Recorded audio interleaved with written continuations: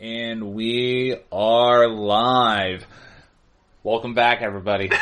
Welcome back to episode number 3 of Hey Listen to This. That's Ryan Kearns. I'm Matt Durzik, and today we're going to be talking about an album that doesn't need a whole lot of introductions, so there's really no need to introduce it other than saying it's Led Zeppelin IV, baby. Yeah.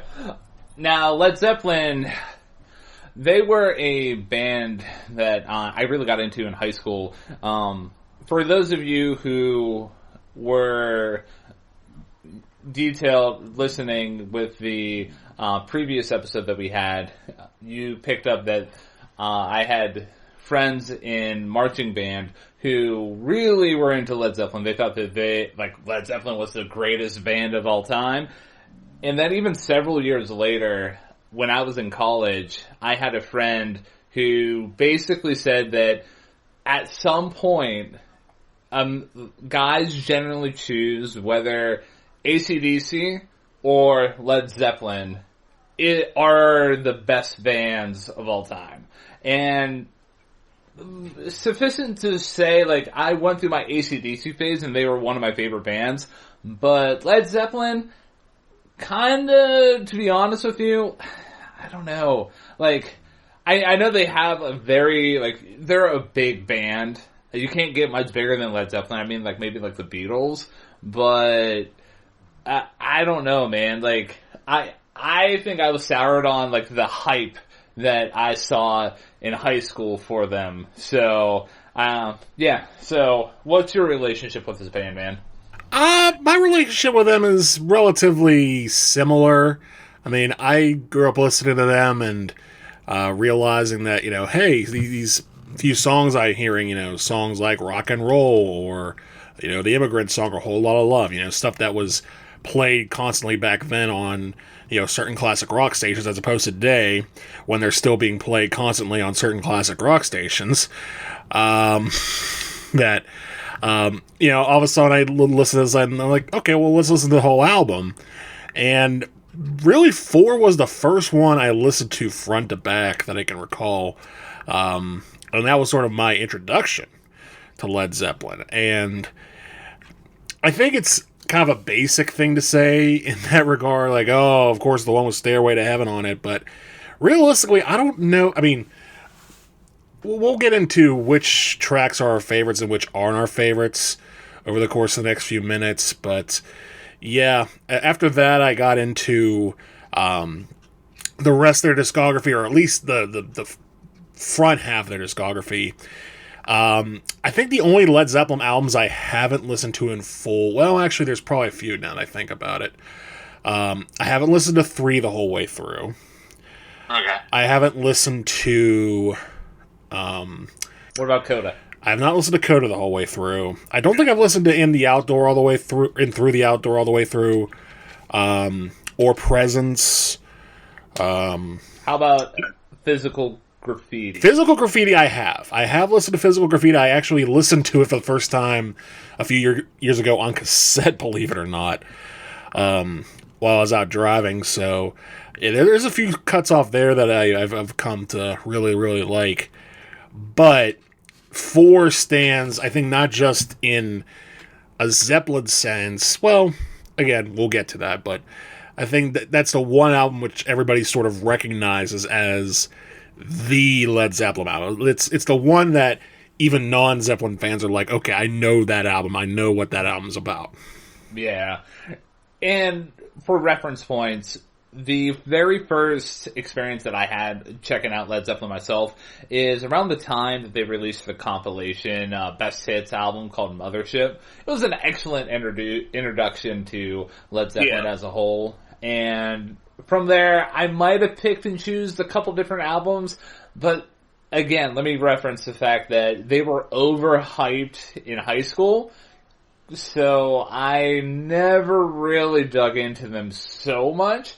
And this is around the time that I was transitioning from, getting, relatively into classic rock, then, opening up the floodgates that ultimately have resulted in the musical madness that is my brain and my attention span nowadays. But before we even like dive into the album, do you want to talk about like I don't know if it's a major controversy or the minor controversy on how Led Zeppelin basically stole a whole bunch of blues songs from different artists. Are you aware of this? Or I'm aware of that. Yeah, I'm definitely aware of that. And I agree that that's probably not cool, but at the same time, it's so long in the past now, and for the record, they didn't even do that on this album. At least, not to any extent that I'm aware of. At least not for blues artists. We'll get to the one where it kind of maybe sort of did. But yeah, I understand where a lot of people are coming from, and I think that goes to the whole dialogue of, and I think when it comes to stuff like that, it's more of a legal issue than it is a spiritual issue. Because I feel like a lot of rock artists like cop blues licks and, sort of emulate the blues, and they have a lot of songs that sound similar to old blues stuff. But it's one thing when you do it and sort of at least recognizes what you're doing. It's another when your label says, yeah, but we'll just call it ours and see if we can get away with it. And that's, again, more of a legal issue than anything else. Yeah. And, even objectively, the way that you and I are going to dissect this album, top to bottom, it's just going to be looking at it for what the music is as it stands currently. We're not going to really dive into, the legacy of the band and the music, because it's going to get hairy, and then what's even the point of doing this episode if we're going to look at it from a moral objectivity standpoint? Yeah. If you're looking for moral objectivity, stay as far away as you can from Led Zeppelin. The whole, concept of, them appropriating or, just taking riffs from different blues artists and different songs kind of reminds me, and this was eye-opening for me. I don't know if I told you about this specific experience, but about a month ago, I went to go see Shinedown in concert with one of my close high school friends. And I don't know if you know that Shinedown has a cover of Simple Man. Yeah, we were talking about this. I remember you were bringing that up. Yeah, and it was just eye-opening for me that that cover of Simple Man by Shinedown really doesn't do anything else to add to the discussion. If anything, it clicks it down a few tempo points, which Simple Man's already kind of a slow song to begin with. Yeah. But I digress. Yes, it's a cover. Yes, it does. It's not an original concept. However, that artist has presented a new idea, a new take on it, and it means something to people who are not that much educated, and it helps them escape what reality is for a hot minute. So, yes, there's that concept, and maybe one day we can go deeper into musical appropriations of different artists and how different artists of color have been ripped off. But that is not this podcast. No, and again, that is not this album, because there's not a song on here that really cops or appropriates anything, again, from a blues artist. Again, there's only one track on this album that was ever accused of thievery or plagiarism, and it wasn't by a blues artist, and it wasn't from a blues song. We'll talk about that a little bit down the road, but let's start with a truly original song that Zeppelin did that kicks off the album. It was actually the lead single off the album, too, which reached, I think, the top 20 back in 1971, and that's Black Dog. Fantastic opener for the album. I love this song, and this song lays the groundwork of one thing that I'm going to talk about throughout this whole album. It's going to be Jimmy Page's guitar work, because like, based on the introduction to this podcast, everybody listening, and even yourself, hearing me talk right now, is basically thinking like, yeah, Ryan's not even that big of a fan of Led Zeppelin. After revisiting this album, I could be persuaded to join the cult that is Zeppelin. But no, the awesome thing about this song is it's reminiscent of it's a take on I don't want to just say blues rock, but it has blues elements with rock and roll in it, like a call and response. I mean, hell, the whole song opens up with a call and response dynamic between Robert Plant and the rest of the band. Yeah, that's exactly what I was going to say. It definitely has the blues-esque call and response that you talk about. Yet what really sets Black Dog apart from the rest of it, and it kind of amazes me that this song was a pop hit of any type, because while it does have the traditional, it's weird because it does have that sort of looseness with the call and response, but trying to map it out and execute it. I've seen articles. I remember seeing an article in an old issue of Modern Drummer that my dad had that was trying its damnedest to figure out what time signature the opening of this song was in. And I still don't think we've reached a point in our history where we have a proper answer to that. This song has more time changes than an airport at Christmas, and yet somehow it has this sort of, call response feel to it that is attractive to the masses. I mean, granted, a good chunk of the song does have I wouldn't say basic, but a very danceable 4/4 rhythm, especially during I guess you would call it a chorus, where the band's going, oh yeah, oh yeah. I mean, again, the song defies pop structure, and yet it was very popular and still remains popular to this day. I love this song too. Yeah, it's so fantastic. Whenever you were talking about what time signature is this, it kind of reminded me of just it more than likely they recorded this album live in terms of it wasn't track by track. It was more hey, let's just rip it. It kind of reminds me of that meme or that just internet thing. I'm just gonna substitute out the curse word because again, I don't want our podcast to suffer any demonetization. I don't even know how that looks like, but it's basically Robert Plant and Jimmy Page and company were screw it, we're gonna do it live. Oh yeah, that's exactly what it is. Untraditional song structure, call and response, pop fused in elements in it, and the fact that Jimmy Page's guitar work is just I can't say enough about just the amount of artistry and songwriting that Jimmy Page illustrates with this first song, and I could probably just say that about the rest of the album, with the exception of one song. Oh, okay. I will agree with you on Page's front. His guitar work on this song, as well as most of the album, is excellent. But I would also like to point out the other members of the band. I think Robert Plant's vocals are very strong on this. They display not just a wide range of shouting and shrieking, but also nuance in certain sections. It's a very broad range of vocals. And John Paul Jones and John Bonham, I mean, forget about it. The fact that they are able to create this groove, which again, flows with a pop feel, but is so complex in its execution. It is one of the few tracks that is so technologically complex, yet so loose at the same time. It is a triumph of execution by all four members of the band.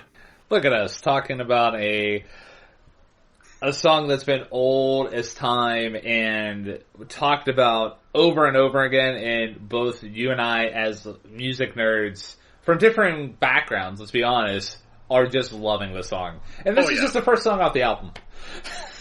Yeah, so it's all downhill from here. I would say Yeah, I wouldn't say it's all downhill, but like I'm interested to see how much steam I have left for the rest of this album because there's a lot of love, except for one song. Well, let's go ahead into that next song, which again was one of my favorites too. And I think it's surprising that Black Dog was a single and this wasn't, because I feel like this is the kind of stuff on the second song, Rock and Roll, that really is more of a testament to what people expect from Led Zeppelin. Some hard-hitting, fast-paced boogie, million miles an hour, loud drums, expert guitar work, Robert Plant shrieking at the top of his lungs. And this time, it's not in any complex time signature, so you just bang your head until the song's over and you appreciate every second of it. Yeah, this song is essentially... It knows what it is and it does it really well. It kind of reminds me of when we were talking about the Killers and Hot Fuss. How essentially, like, somebody told me, isn't that much of a complicated song, but it knows what it is and does it so well. This is that. Again, I can talk about how Jimmy Page is the man, and nothing to take away from the rest of the band. I mean, they add a fantastic underlayment to just drive the momentum forward for this song and this album as a whole. But, again, fairly straightforward rock song. It knows what it does it really well. And if I could make one comment about just one specific part of the song that I love, it's towards the end, where at the very end, the last line has been a long, lonely, lonely, lonely, lonely, lonely time. I love that cascading falling sensation. It's really nice. It's a really nice touch. Yeah, and then it's followed up by just Bonzo going nuts on the drums for a good solid 10 seconds before the final chords to wrap up the song. Yeah. So yeah, just a great song all around. Definitely one that it is made for car stereos and vinyl amplifiers everywhere. Just a song you don't really have to think about. You just turn it on, you blast it, and you have a good time. And now, with the next song, you are changing gears into something completely different compared to what the first two songs were. Yeah. That song being the Battle of Evermore. So, before we started recording, Matt was telling me like how he was checking out the song, because out of all of the songs in this album here, he was the least familiar with this one. So, what are your thoughts on this song? I'll start by saying it's not bad for what it is. It's certainly different, and I think a topic we're going to bring up here is the concept of juxtaposition. Because for this song to come after the first two is a disservice to this song. It is a disservice to the Battle of Evermore. Because the Battle of Evermore is not a bad song, but it's so wildly different. It's basically going from a hardcore boogie from the first two songs to this very folky, waltz time, almost, I wouldn't even call it call response. I mean, there's an element of that in here, which I guess kind of goes with the aura of what's going on with Zeppelin throughout this album as part of their blues aura overall. But the chords don't change, I think, at all during the 5 minutes of this song. And Robert Plant is joined by Sandy Denny, who is a vocalist for the late vocalist for the band Fairport Convention, who themselves were a folk group. And the lyrics on this, which I'm sure I'm going to defer to you on this one, are based off Tolkien and The Lord of the Rings, which, spoiler alert, as of this recording, I still have not seen. So your lyrical comprehension might come into play here as far as understanding what the song's about. But just from a musical perspective and a listening perspective, it's fine. It's fine. It's a good song. But again, juxtaposition, I think, is key for where it is on the album. And furthermore, where it is on the album in regards to the next song. So, yeah, the number one thing I noticed about this song is, even without knowing specifically what the song is about, I had to take a look into, hey, is this a Lord of the Rings song? Because I know that Led Zeppelin is a bunch of Tolkien nerds, for lack of a better term. Right. So, even as somebody that is admittedly, I would say a casual fan of Lord of the Rings at this point, like, my nerd interest is starting to veer a lot more into, like, Star Wars as of late. Mm-hmm. I mean, I can appreciate it for what it is. Even taking out of the Lord of the Rings context, I really did appreciate how the lyricism of Robert Plant was just draped with imagery that, yes, it's not like a fist pumping and, like, as hard hitting as Black Dog and Rock and Roll.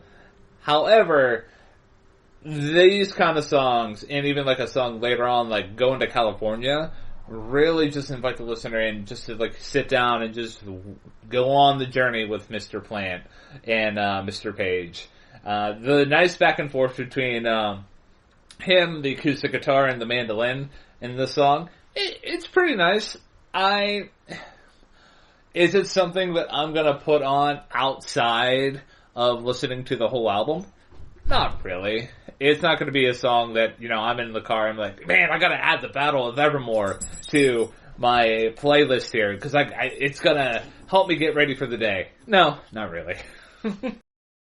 Yeah, no, I get that. I get that. And that's how I feel about it too. It's nice to listen to in the context of the album. It's nice to hear the interplay between, not like you mentioned, the guitars and the mandolin along with the two vocalists on the song. That being said, it is a little on the drier side as far as production is concerned, because that is all that's there, and I feel like even in the remastered versions, the guitar, the levels of the guitars and the levels of the vocals are sort of one in tune with each other, which does kind of, lose some of that texture, especially compared to the next song on the album, which I think does a better job of isolating, or at the very least focusing, Robert Plant's imagery through his words, because whatever's going on behind him it's not completely invisible, but it's underneath him. I don't think the mandolin on this song is as underneath as perhaps maybe it should be, but that's kind of a minor thing in that regard. That's a very fair point, though, because, like, if you're going to have a song that's going to be focusing in on imagery, and let's face it, I don't want to make assumptions, but, screw it, we're going to do it live. Most people that go to Led Zeppelin aren't really gonna be deep diving into the lyrics of the Battle of Evermore and be like, oh, he's talking about the Dark Lord, this is Sauron, and, this is the Queen of the Elves. Like, no. Like, you're gonna be going in for a very good musical experience, and you're gonna be going in for, like, what is a quintessential album and a quintessential band that... Are you gonna really be deep diving into, like, this kind of, like, the lyricism? No. Yeah. But, however, if you take it from the standpoint of, like, if you really focus in on the lyrics of Robert Plant, yes, it's gonna be a good time, but the overpowering, like, just how much the mandolin and the acoustic guitar kind of almost, like, drown out Robert Plant, it could have been done a little bit better. A little bit. And that's, which is interesting because realistically the production aspects of this album are fantastic, except for that one song, which is the Battle of Evermore. The follow-up song, the song to close out side A on your vinyl copies of the record, which is kind of redundant, so forgive me for that, is A little song that you might be familiar with called Stairway to Heaven. Is this the song that Greta Van Fleet made famous? No. It's actually the band Spirit that made it famous. If you're aware of that, if you remember that case, do you know what I'm talking about when I say that? So I was teasing earlier how there's one song on this album that Zeppelin got busted for possibly copying. It's actually this one.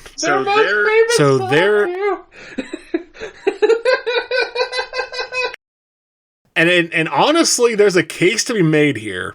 So, first of all, before we get into the nooks and crannies or the cliff notes of the case at hand, are you familiar at all with the band Spirit? Negative. Okay. I'm only a little bit familiar, but there's a few songs of theirs I really like. Granted, there's some of the more popular ones like I Got a Line on You and Nature's Way. Sort of in that same... They were a California band that had a lot of jazz influence in their stuff.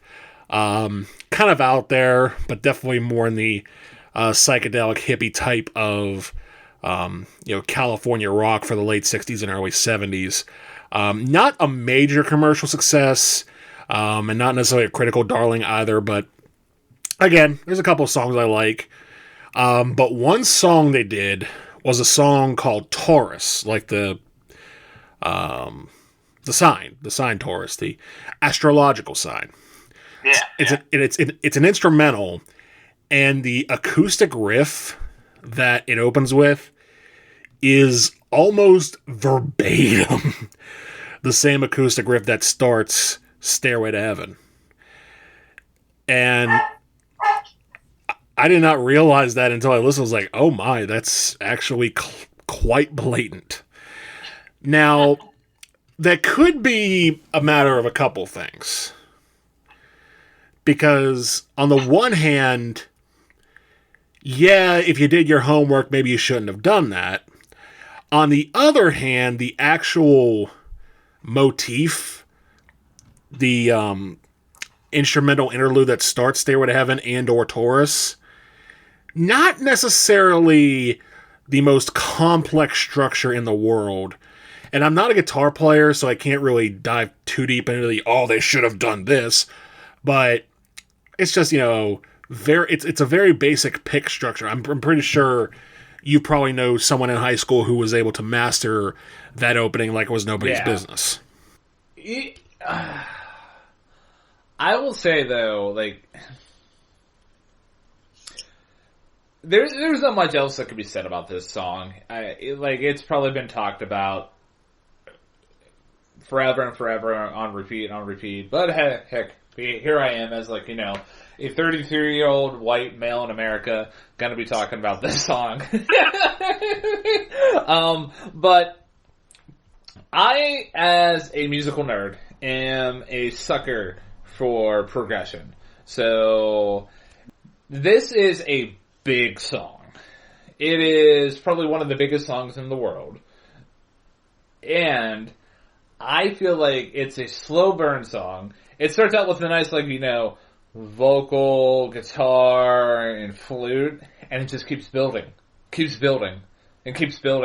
until Jimmy Page does Jimmy Page things and does a really iconic guitar solo, and it just kicks into the final little section of the song, and it just I love it. I love it so much. And re-listening to the song after how many years of it just not being in my rotation kind of made me want to compare it to Bohemian Rhapsody by Queen. What's your thoughts on that little nugget there, dude? I would say that it's tough because they both tend to do the same thing. They sort of have that slow build, but Stairway to Heaven is more consistent. I would say Bohemian Rhapsody is a little bit more entertaining. So it's kind of a toss between the two. And again, I think the key word here, I'll bring it up again, is juxtaposition. And to understand why I think Stairway to Heaven has been so successful in its history, I think we have to sort of frame it in the context of what it was. Because Stairway to Heaven, for as popular as it is and always will be, was never actually released as a single. The only way you could hear it is on the album. Now, as we had talked about, the previous entry into this album was The Battle of Evermore. Not the worst song ever, but compared to what people were expecting from Zeppelin and compared to what people were used to with Led Zeppelin, kind of a shock to the system. And now you have this song, which is the back half of this first side of the album, just building and building and building. And people are like, when's the rock and roll gonna kick in, man? And it finally does. And I will say again, that the build up on this song is probably the best in rock and roll history, or at least right up there with some of the best. It just builds and builds and builds layer upon layer upon layer, like a stairway. You know, you keep going up and up and up. Again, the production is fantastic. How it starts with just the very soft flute and acoustic guitar behind Robert Plant's voice. Then you add the other guitars, you add the bass, you add the drums. And it just keeps building and building and building. It really is one of the best songs of all time.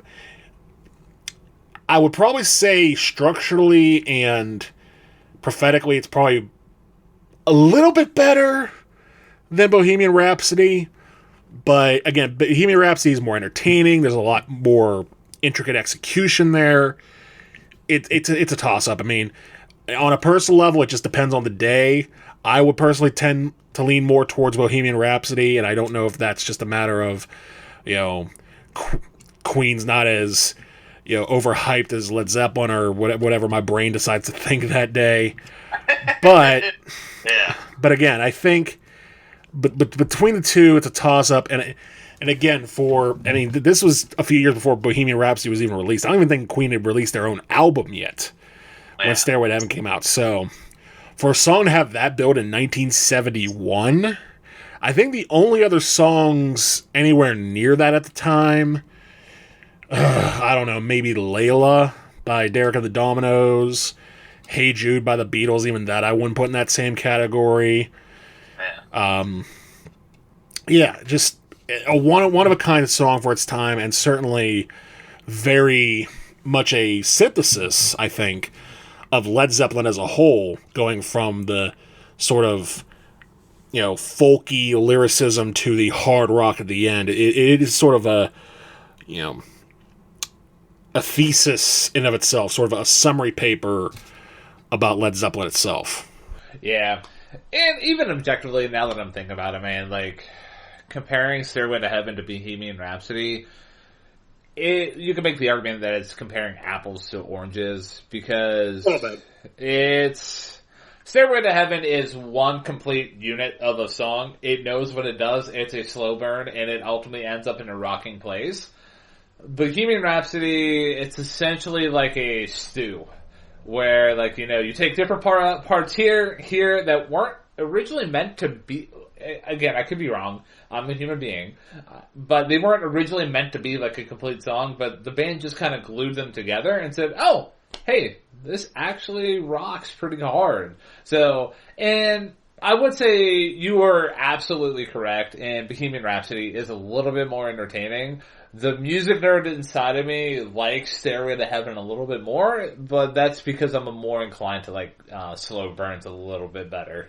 Yeah, and I think too, and I think we'll end on this for this particular song, is that the elements of which the two songs combine are from different places. You know, Bohemian Rhapsody was trying to mix, you know, metal with, you know, opera, and, you know, sort of a dramatic pop, whereas Zeppelin was trying to mix folk music with metal on Stairway to Heaven. So, two different songs that achieved two different results, both of which are among the greatest songs in the history of classic rock and roll in and of itself. Yeah. So, moving on to Misty Mountain Hop, the next song by Cardi B that's going to be coming out. Oh, jeez. I would love I would love for her to try to sample that, or for any rapper, whether it be her or Megan Thee Stallion or Tyler or whoever, just to be like, hey, we're gonna use Led Zeppelin today, and and again, we can go down the road of what that can mean from a societal basis too. Yeah. It's like, because if someone actually did that, if someone tried to steal a Zeppelin song to put in a rap song, there's gonna be someone out saying, we're stealing it back. It's just like, oh boy, here we go. So, for those of you who were keeping track of the progression of this episode so far, I kept hinting at a song that I did not like. We have arrived at that song. So, I can give my opinions about this song. However, I feel like it would be a very entertaining portion if I turn it over to Matt and I'm like, Misty Mountain Hop is the worst song on this album. Convince me otherwise.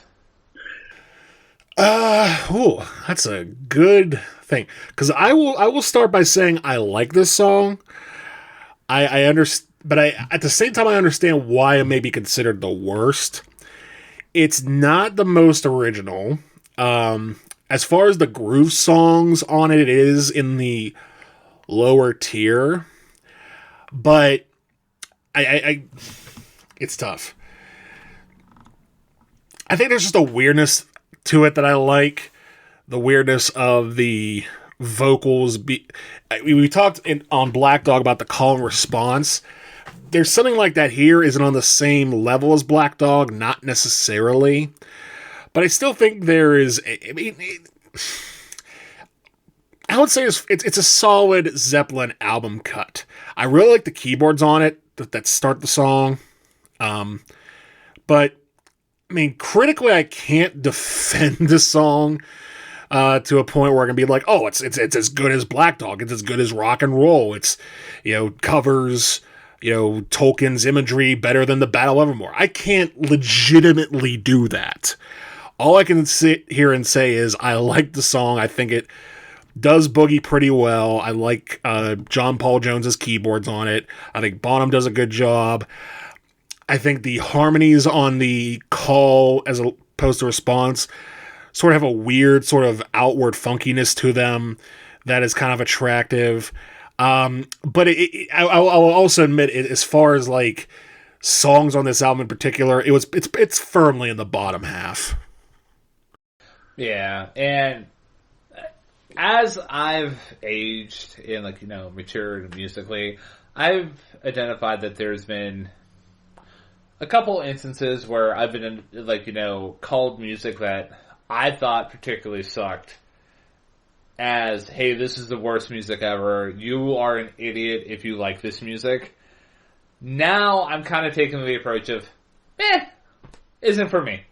So, and Matt basically called out, hinted at all the different things that I, pinpointed with the song of, stuff that kind of just gets on that grinds my gears. It is a pretty simple song, which, harking back to our discussion about rock and roll, that is a simple song. It knows what it does, so that's not really a valid critique. The vocals, especially, outside of the verses, where it almost has that grinding effect, they're actually not that bad. However, during that verses where it's just like, da, da, da, da, da, da, I'm like, okay, shut up. And, I don't know. I think it's just the fact that what it boils down to, and this is going to be interesting for me to talk about with the next song in this album, Four Sticks, the repetitive groove, and how much it plays into a factor driving the song's, momentum forward. It does not do it for me, man. It centers around this groove, and I can't get behind it. Yeah, I understand where you're coming from, and I think too we talk about juxtaposition, and how the Battle of Evermore doesn't do itself any favors by being after Black Dog or Rock and Roll. Imagine going after Black Dog, Rock and Roll, and Stairway to Heaven. that really doesn't do this song any justice. And again, I think it's a simple song. I like it, but at the same time, it's not. I don't think anybody would ever put it in their top 10 Zeppelin songs unless they really, really, really liked it. And me, I like it. I like it. But you mentioned Four Sticks, and honestly, I feel like your opinion of Misty Mountain Hop is kind of my opinion of Four Sticks. I love it, man. Because you're dead on the money. It really is a repetitive groove, and it's a fantastic groove. I mean, I've seen publications list this as one of John Bonham's best performances, particularly.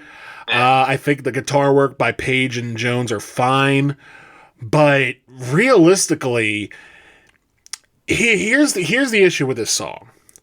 And it's not so much an issue with the lyrics, which I couldn't even tell you what they are, or Plant singing, is that if you made this song an instrumental, it really wouldn't change a whole lot about this song.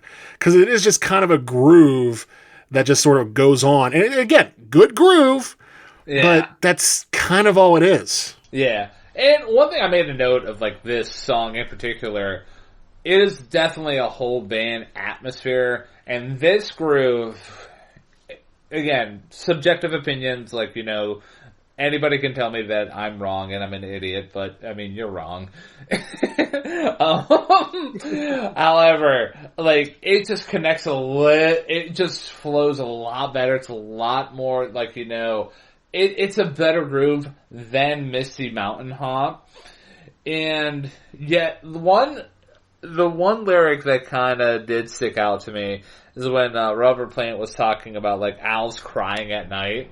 And it kind of drove in that imagery element that I've been loving about, like, Robert Plant's lyricism throughout this whole album. But one thing I even made of note, specifically towards the latter half of this song, is how Robert Plant's vocals, they are in and out of that pocket that is established by that band, and it definitely makes me feel that Robert Plant utilizes his vocals sometimes as more of an instrumental, as opposed, like another instrument, as opposed to just, hey, let me just use this as a way to tell a story or, like, deliver the message about the song.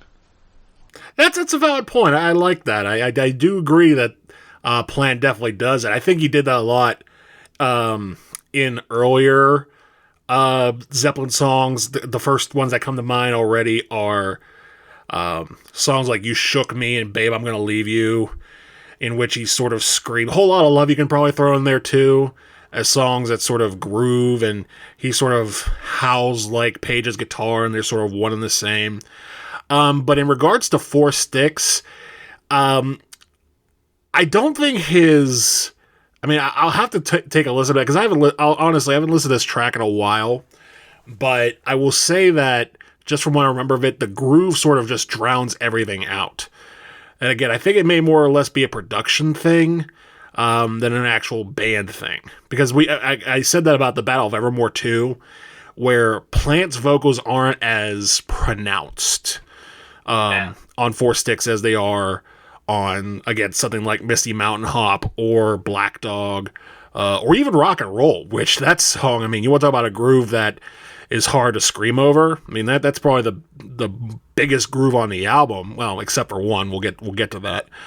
But yeah, I think Four Sticks is fine, but again, I think it's on the other side of good on the album. This is like if you were to rank them 1 to 8, this would be in the 5 to 8 category.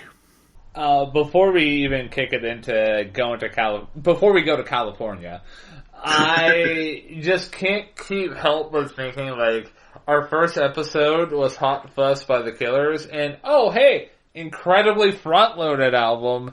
There was one song that is a stinker, and with Led Zeppelin IV, we both kind of have, like, one song that we can make a case for. And the back half of the album is just like, eh. And then, spoiler alert, I mean, for those of you who are probably tuning in, you probably know what the last song on this album is and how hard it slaps. and like how Hot Fuss is glamorous indie rock and roll, fantastic song, and how this album ends, it's a fantastic song. I just can't keep, it's amazing the comparisons that I can make in my head. No, I agree. I understand where you're coming from, although I will say, I would probably say, and I don't think this is a controversial opinion, I'll probably say that the second half of Led Zeppelin IV is probably better than the second half of Hot Fuss, because even though the songs on the back half of Led Zeppelin IV, or Zoso, as some high-end rock nerds may call it, that the songs I think are at least more individually noticeable, and they have their good elements to each and every one of them. I can't quite say that about Hot Fuss. I really can't, because we talked about Andy Your Star. We've talked about how a lot of the songs in between On Top and Everything Will Be Alright are sort of almost anonymous in a sense. That's not the case with Led Zeppelin IV. It's just not. The songs are good. I don't think there's a bad song on Led Zeppelin IV. It's just that the songs that the second half of the album aspires to on the first half, it's impossible. Yeah. And, like, even objectively, and this is going to reflect in my rating at the end, like, I do prefer this album compared to Hot Fuss, even though I probably listened to the singles off of Hot Fuss a little bit more than the album as a whole. But who knows? After this, like, lovely experience of revisiting this album with fresh eyes and fresh ears and a fresh mind and a fresh soul and a fresh body, I hydrated, staying in your lane. I could see myself, like, digging back into Led Zeppelin and their back catalog. But that being said, like, I just thought it was just the comparisons are kind of like, a little bit funny. But hey, let's go to California.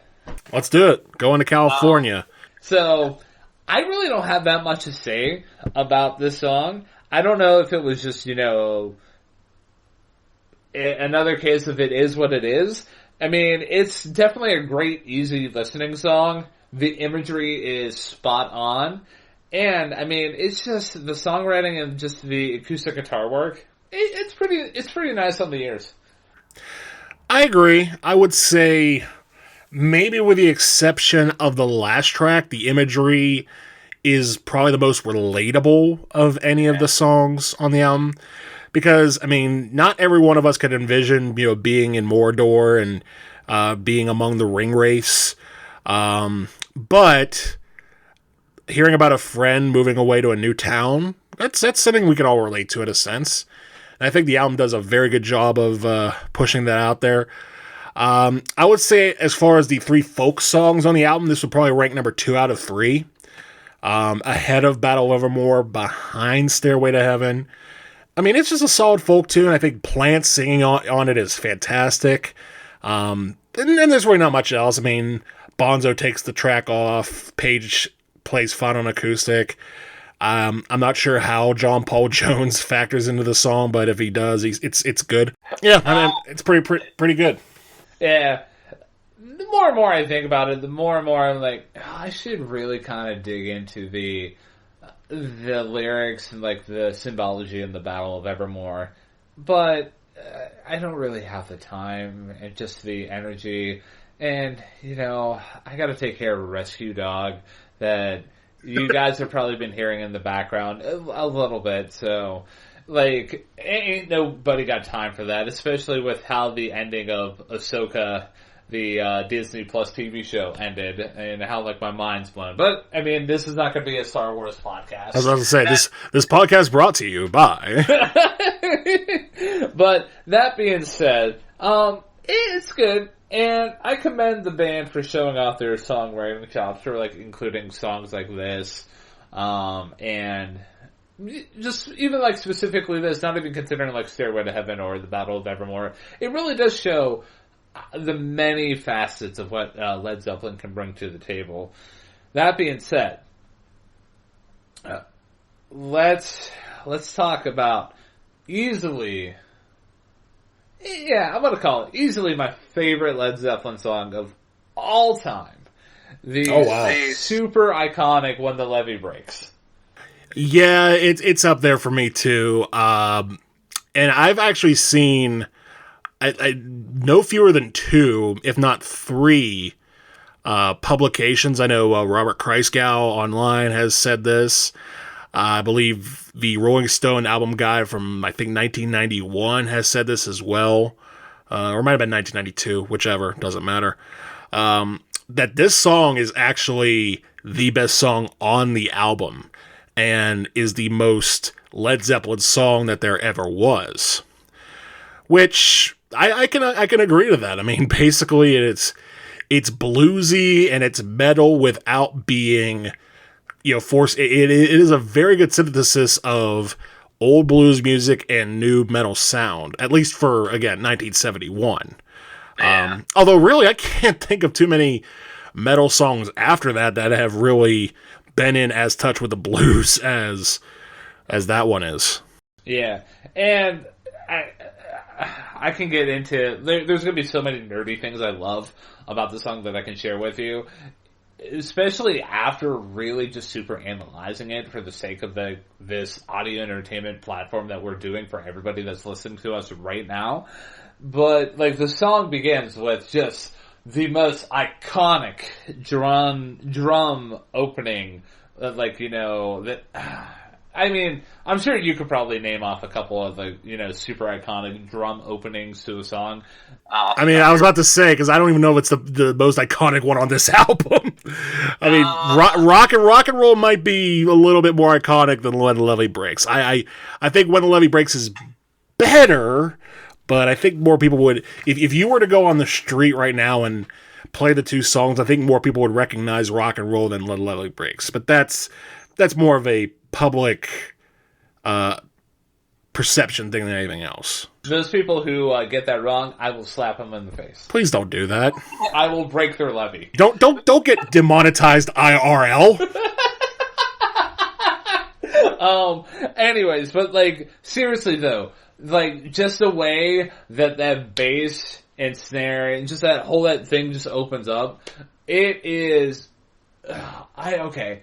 Maybe I'll step down from my platform of saying it's a super iconic, it's the most iconic, opening, featuring a drum ever on a song, but it is easily my favorite. Nothing sends and states a song's intentions more than how this song starts out. I agree. I absolutely agree. And going back to what we were talking about with imagery and how... And again, I think timing has a lot to do with this too. Because we're both about the same age, by give or take a couple years.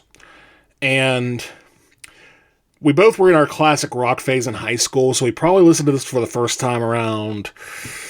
2006, 2007 maybe. And what happened in 2005 that is very reminiscent of a levee breaking? Sorry to say it, Hurricane Katrina. So, I almost want to say that has a small level of connection with our generation. And I may be sounding completely up my own whatever saying that. But I think it helps to create that imagery of, a levee breaking at a town sort of in ruin through a levee breaking, as it were. Because that's what happened, in a sense, with Katrina and what happened down in New Orleans, where I believe this song takes place. I wonder what George Bush thinks about, Led Zeppelin and When the Levee Breaks. I don't know. Good question. Were you catching what I'm putting down, though? Oh, yeah, I was. I couldn't go anywhere from it, but I understood it. All right, cool. But, I mean, I can gush about this song, and the super nerdy thing that I want to talk about that I picked up that you might be like, oh, I have to re-listen to this, or, oh, hey, yeah, you're right. How... Yes, we could talk about the imagery, and Matt touched on that very well. Towards the middle and maybe the back half, where Paige is soloing and everything like that, there's a moment where the rest of the band kind of kicks in with the motif of the song, and it kind of reminds me, like, just a similar concept of, like, old jazz records where a instrumental, like, you know, like a horn player would be just riffing on something, and the rest of the band will be like, even like as simple as like the drummer just like doing like snare hits to like draw the horn player back into, oh hey, yeah, your solo's done, now let's get back into the rest of the song. That's a good point. I didn't think of it like that, but you're absolutely right that there is a liveliness or sort of a live feel to that because of the way it's structured. It's not as, you know, where Stairway to Heaven was very, very, very, very structured. I feel like there's a looseness to, and even Black Dog was pretty structured too, for as loose as that was. I think this is about as loose as it gets for Led Zeppelin, but it allows for that sort of improvisation, and it's as blues as it can get without actually being a blues. Plant's fantastic. Page's work is fantastic. Bonham, what else is there to say? And John Paul Jones as well. I mean, really is a true Led Zeppelin track, and realistically, as far as I'm concerned, probably the last of their great blues songs, because I don't really think they did anything similar to this after that. Not on Houses of the Holy or Presence or anything else. Yeah, my limited Led Zeppelin knowledge, like, might be like, again, maybe Kashmir, but it's probably been a long time since I've listened to that song that I could be completely speaking out of my head right now. Now, Kashmir, I mean, it is a great song, but it kind of falls more in the line of Stairway to Heaven than it would with When the Levee Breaks. I mean, there are similarities, but that song has much more of a structure, and its biggest thing is just A, being a good song, and B, introducing sort of Middle Eastern elements with the call response of the string section, the violins. Yeah. So, dude, I'm gonna have to check out more Led Zeppelin, but like, even like to add like one last musical note, nerdy thing about When the Levee Breaks, because I can talk maybe about the song for a whole podcast length, let's be honest with you. Like the end where just the lyric keeps getting repeated, going down now, like it, talk about imagery, talk about like, you know, musical elements. That's a fantastic way to end the song, the album as a whole. I agree, and it implies something without actually explaining it, which adds a great little tinge of mystery, I think, to that particular lyric. So yeah, I agree that the album just although I will say the little guitar riff that Jimmy Page does at the very end, that sounds more like someone's phone going off than anything musically related, is kind of interesting, but that's just sort of a more comedic note than anything else. It's a great song and a great album closer, and one I think most Zeppelin fans probably would put in their top 10. Yeah. So, that being said, I don't know if you've taken the mental note or time to properly rate this album. However, I will say that for me, giving it a rating out of 10, I scored it as an 8.5 out of 10. Okay. I can respect that. I will probably go one tick higher than you and give it a 9. Just because the faults that it has are relatively minuscule. I mean, again, because even the stuff like the Battle of Evermore, where the mixing's a little off, or Four Sticks where the mixing's a little off and the groove is just relentless, even then the execution is a 10 out of 10. So whatever I don't like about this album is more or less of an opinion than, anything objective. So for execution alone, 9 out of 10, and, well, for execution alone, and also the fact that at its best moments, it makes you, I was going to say makes you wonder, but that's way too cliche. You did it. You had to do it to them. Had to do it to them. But yeah, it makes you think. It provides introspection, provides a little bit of mystery, a little bit of context. And at its worst, it is just, again, great music to turn up loud and blast. Yeah, man.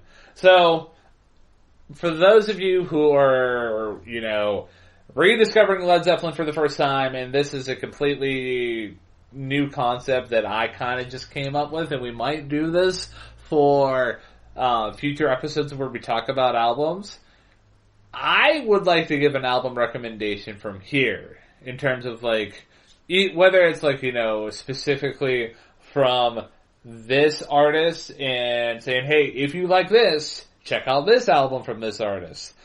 And sorry if I'm putting you on the spot here thinking about this. I will go first, though, because I was the first one who came up with this concept. But I would say, if you're looking to dive further into Led Zeppelin's catalog, check out Houses of the Holy. I would say songs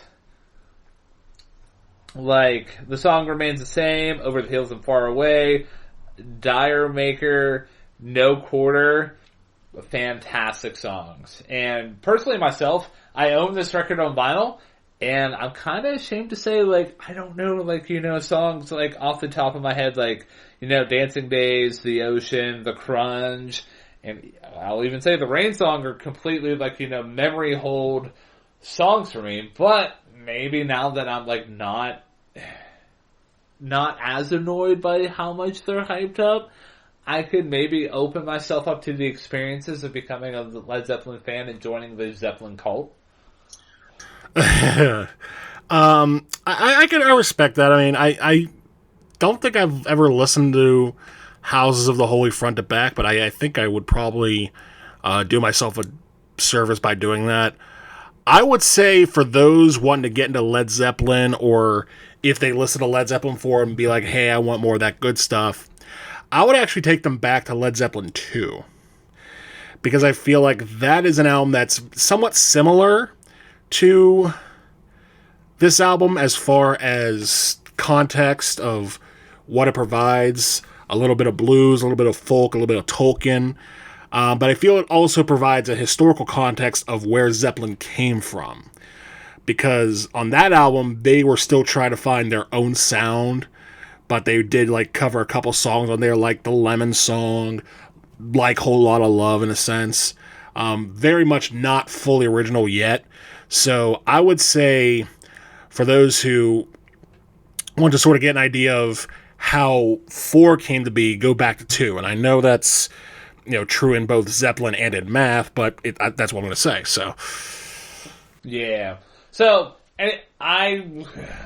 fantastic episode, man. I feel like we covered a lot of ground. And personally myself, I might be checking out Led Zeppelin and more just going forward. I might actually do a catalog dive on them. Agreed. I think might be something for me to check out as well. So, yeah, I agree. This was a fantastic episode. Yeah. So, for those of you who are tuning in for the first time, first of all, welcome, and I'm glad that you made it this far into the episode.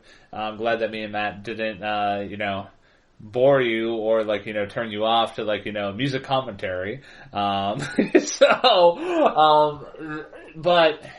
if you like the show and you want to help support us, the best way to do it at this point, considering that we're only 3 episodes in, is hitting that 5-star button on any of the podcasting platforms that you're currently listening to us on. I know that all podcasting platforms have that 5-star feature, but I've been told as a podcast listener fan, that's the easiest way for us to grow the show. So maybe down the road we can like have like Patreons where like, you know, like Matt or I can do a playlist for you or give an album recommendation, or we can do live album listenings.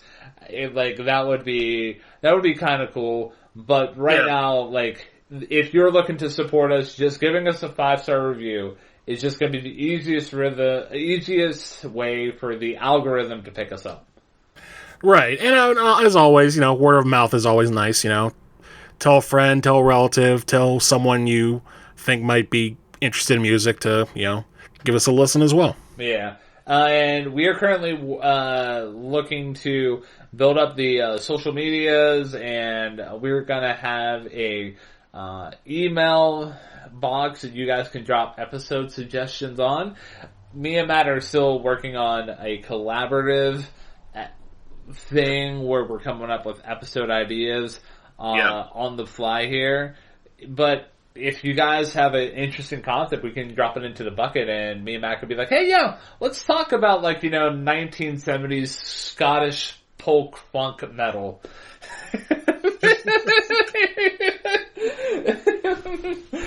Sure, why not? Why not? All right, so I think that's everything that we have to plug. So for the last time for this episode, thanks for listening. You are listening to the podcast called Hey, Listen to This. My name is Ryan Kearns. My name is Matt Derzik. And be good people and try the ribs.